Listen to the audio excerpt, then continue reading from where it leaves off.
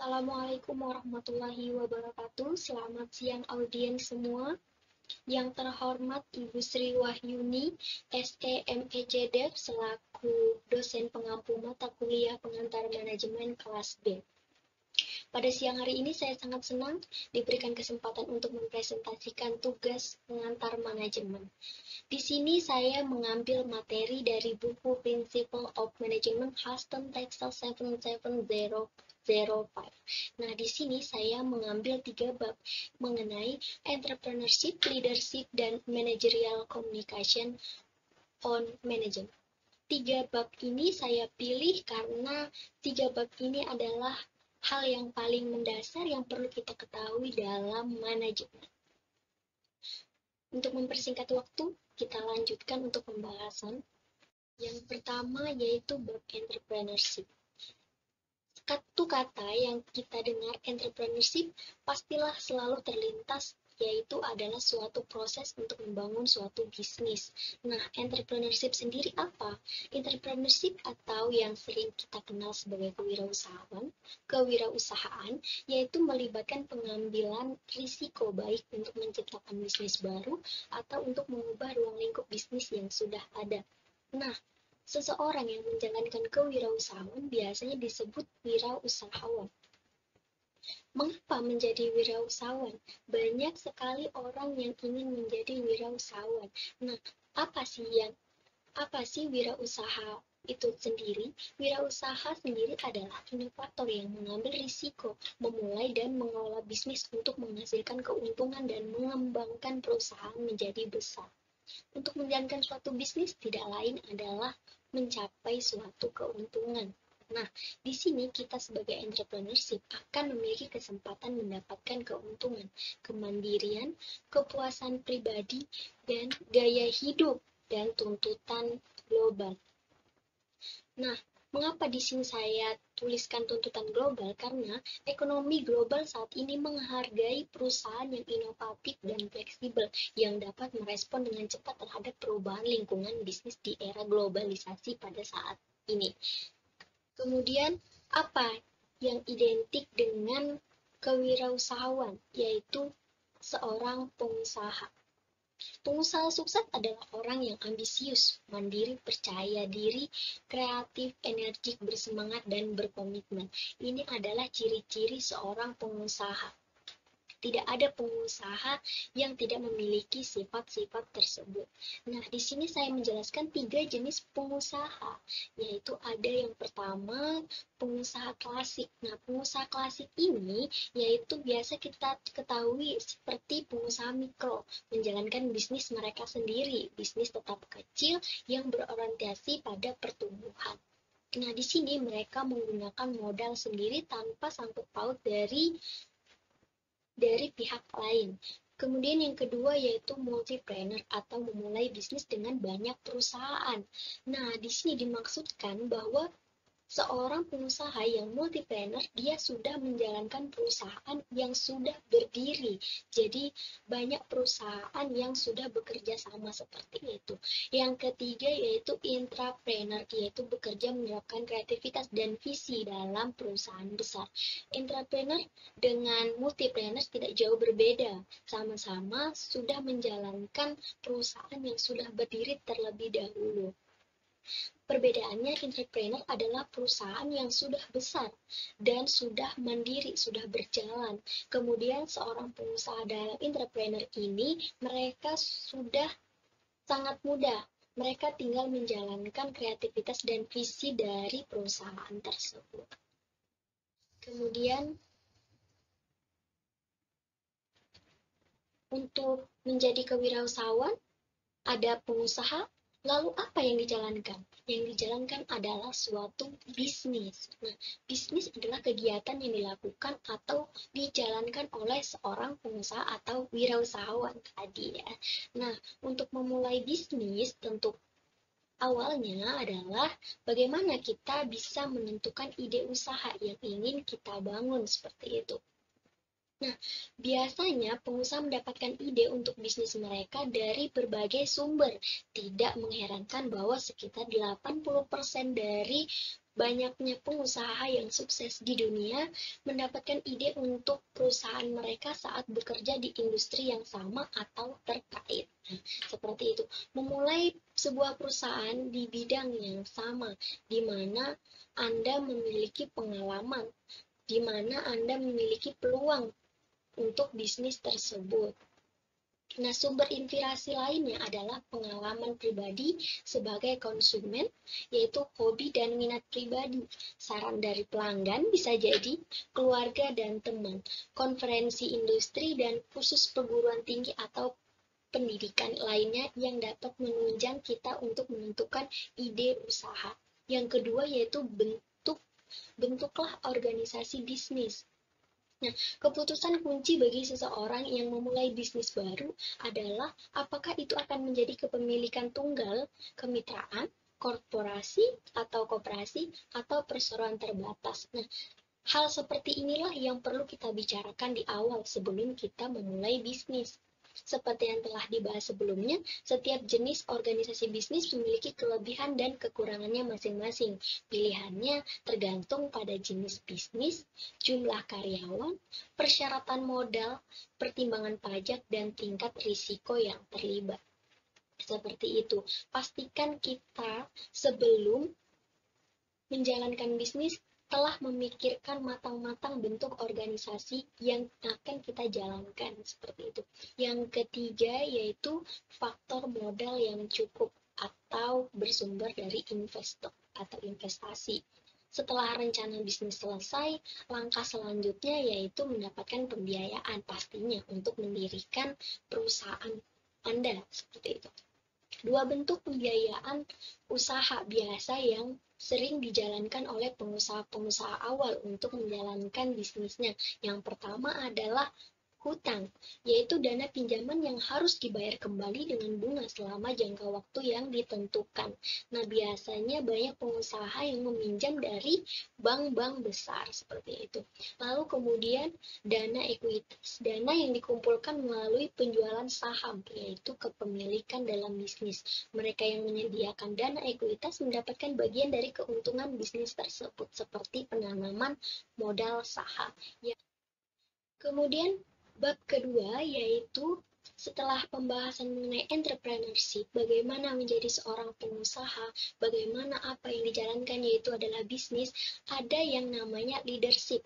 Nah, ini adalah termasuk bab kedua dari pembahasan ini, yaitu leadership.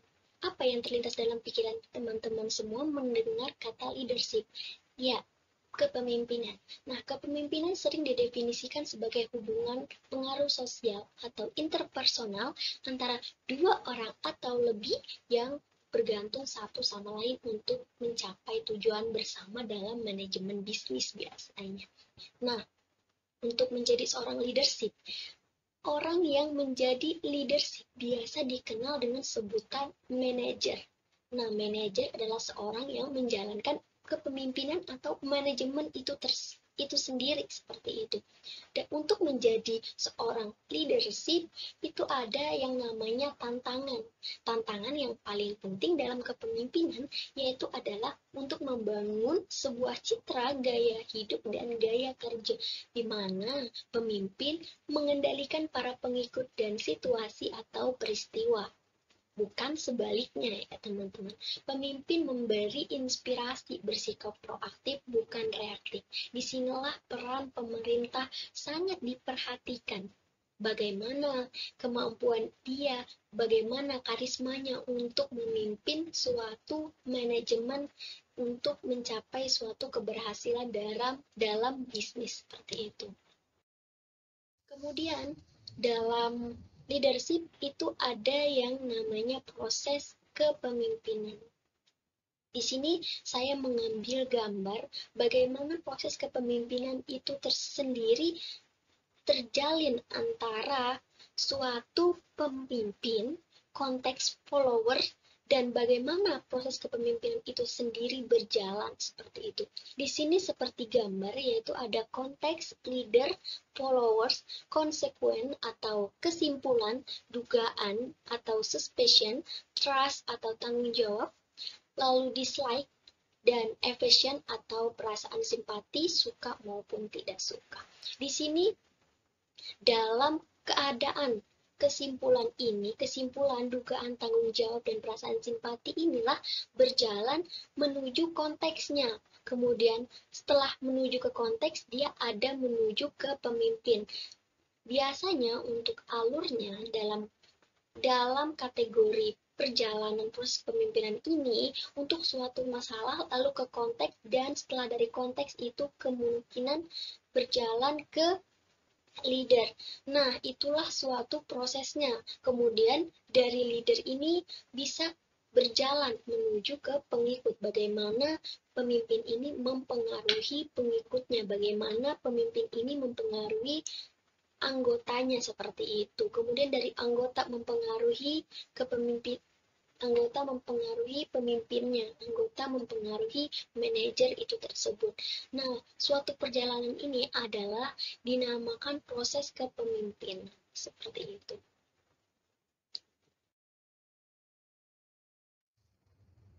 Kemudian, level konseptualisasi proses kepemimpinan.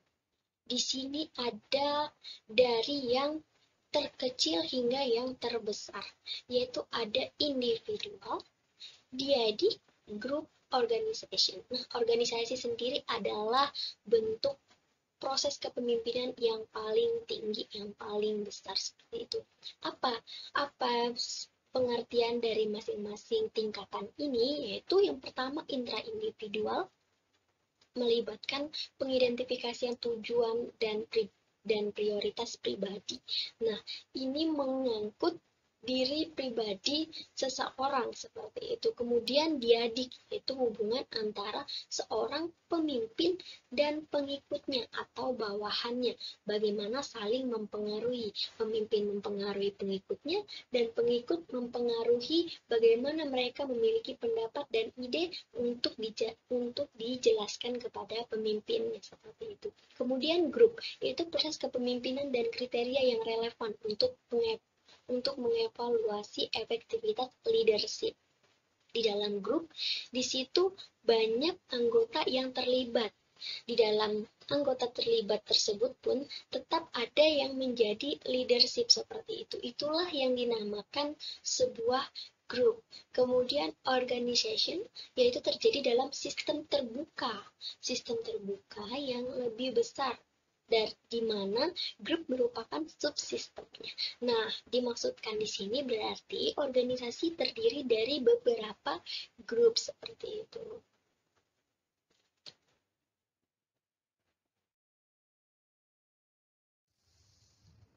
Kemudian bab yang ketiga yaitu managerial communication. Sudah kita bahas entrepreneurship, sudah kita bahas leadership, nah sekarang kita bahas managerial communication. Mengapa? Apa yang mempengaruhi entrepreneurship, leadership, dan managerial communication? Di sini saya mengambil managerial communication karena berpengaruh untuk bagaimana suatu entrepreneurship, bagaimana seorang leadership bisa mempengaruhi pengikutnya dengan komunikasi yang baik. Bagaimana ia mengatur manajerial komunikasinya dengan baik.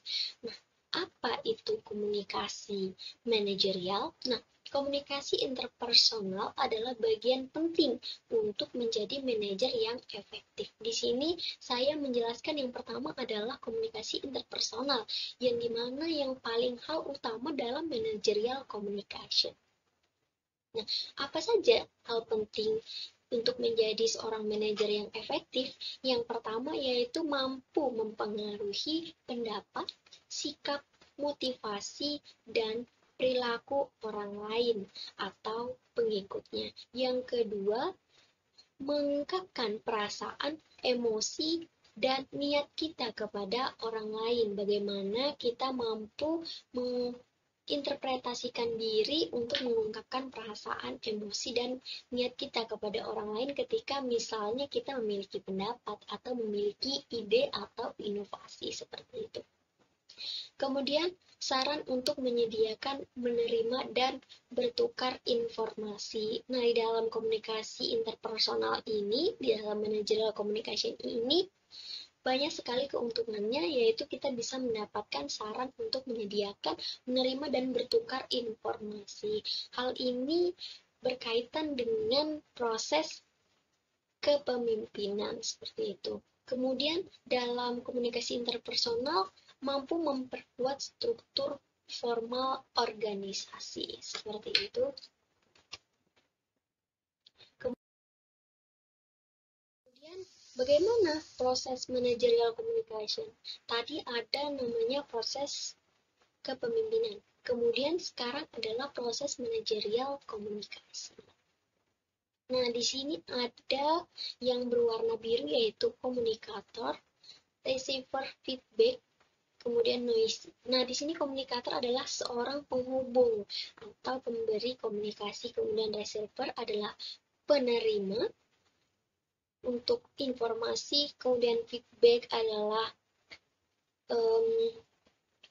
umpan balik begitu ya. Dalam suatu komunikasi pastinya ada umpan balik dalam kita saling berkomunikasi. Kemudian noisy adalah suatu kode, suatu apa yang ingin kita bahas seperti itu. Nah, kemudian di sini ada yang encoding adalah kode, medium adalah perantara, dan decoding adalah menguraikan isi kode itu seperti itu. Nah, sedangkan efek adalah apa yang terpengaruh seperti itu. Di sini dari suatu perbincangan atau suatu topik ya, di sini kita katakan noise adalah suatu topik seperti itu. Nah, di sini topik ini akan diberikan kepada komunikator. Kemudian komunikator akan memproses komunikasi ini kepada penerima. Kemudian penerima akan memberikan umpan balik atau memberikan feedback kepada komunikator. Setelah dari perjalanan ini akan ditemukan konteks atau pesan yang tersampaikan dalam komunikasi manajerial ini. Nah, sehingga mengakibatkan suatu pembicaraan, suatu informasi terpengaruh seperti itu. Kemudian kita lanjutkan pembahasannya yaitu kepada faktor-faktor yang mempengaruhi komunikasi dan peran manajer. Nah, setelah kita mengetahui bagaimana konsepnya komunikasi manajerial, yaitu di sini akan saya berikan faktor-faktor yang mempengaruhi komunikasi dan peran manajer. Apa saja itu? Ya, di sini ada 3 poin. Yang pertama poin peran interpersonal, peran informasi, kemudian peran keputusan. Ini adalah 3 peran yang paling inti, yang paling utama yang harus dimiliki seorang manajer seperti itu. Untuk pengertiannya, peran interpersonal itu apa? Peran interpersonal yaitu menjalankan situasi sosial, persepsi, keterlibatan, interaksi, dan desain organisasi. Nah, hal ini adalah yang paling mendasar bagi seorang manajer. Seorang manajer harus memiliki kemampuan ini seperti itu. Ia mampu memiliki persepsi, mampu memiliki desain organisasi, interaksi, dan bagaimana ia menjalankan situasi sosialnya dalam perusahaan seperti itu. Kemudian peran informasi. Manajer dituntut untuk mengumpulkan, menyusun, menganalisis, menyimpan, dan menyebarkan berbagai informasi yang mungkin perlu untuk disebarkan. Namun, manajer juga perlu memilah-milah informasi, misalnya informasi yang penting yang hanya bisa dikonsumsi bagi pemimpin saja, seperti itu, atau anggota tidak perlu diberitahu, seperti itu. Itu adalah peran informasi dari manajer. Ia harus pintar, ia harus mampu memilah-milah informasi yang penting yang harus dikonsumsi sendiri atau bisa dikonsumsi oleh publik seperti itu. Kemudian peran keputusan. Pada akhirnya, manajer dibebani tanggung jawab untuk membuat keputusan atas nama organisasi dan pemangku kepentingan di dalamnya. Manajer adalah suatu pemimpin yang memiliki peran penting dalam menentukan keputusan. Ia harus mampu memiliki kemampuan memberikan keputusan, bagaimana keputusan ini, apa yang menjadi efek dari keputusan ini, bagaimana keputusan ini berjalan dengan baik kemudiannya, begitu, atau bagaimana jika keputusan ini gagal, seperti itu. Itulah yang perlu dipikirkan, yang perlu diperkirakan oleh seorang manajer. Akhir dari bab ini saya simpulkan bahwa entrepreneurship, leadership, dan komunikasi itu sangat penting dalam sebuah manajemen.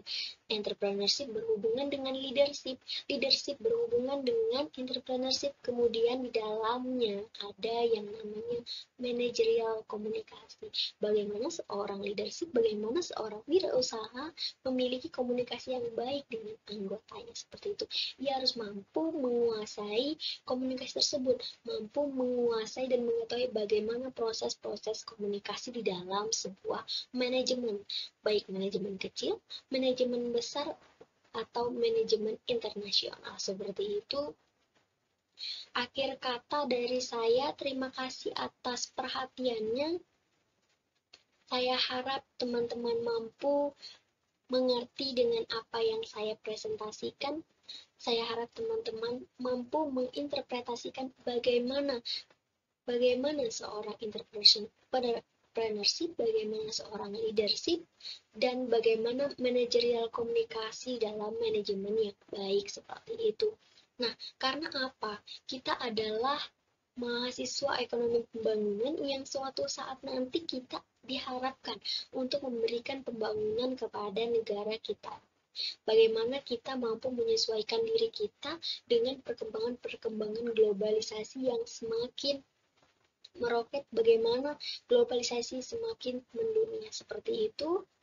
Terapkan dalam diri, mampukan diri, bagaimana kita bisa melatih diri menjadi seorang leadership terlebih dahulu, baik menjadi leadership di dalam kalangan, dalam komplek kecil maupun suatu organisasi yang besar nantinya.